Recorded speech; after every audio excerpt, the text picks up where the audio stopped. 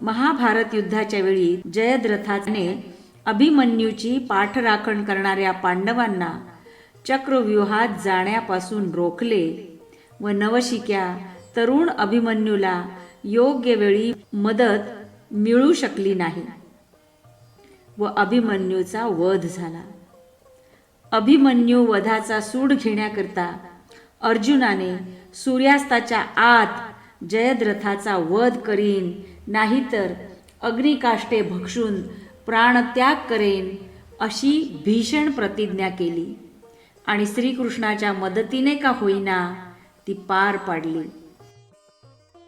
त्यामुळे दुश्शलेला वैधव्य आले.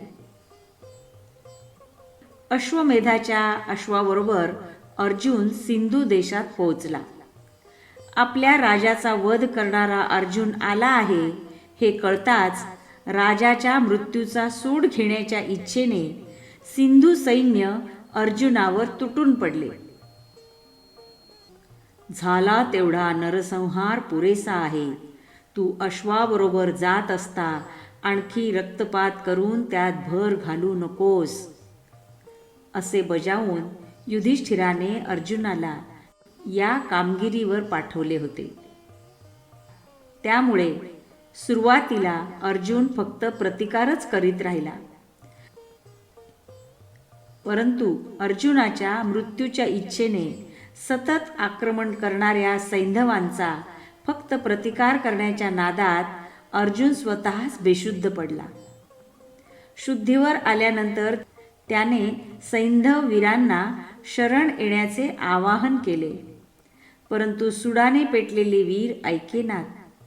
तेव्हा मात्र कुणालाही दयामाया न दाखवता त्याने सिंधू सैन्यावर शरवर्षाव सुरू केला. सैंधव सैन्याच्या वाताहतीची वार्ता कळल्यानंतर धृतराष्ट्रकन्या दुश्शला रथात बसून लहानग्या नातवाला बरोबर घेऊन रणभूमीवर आली.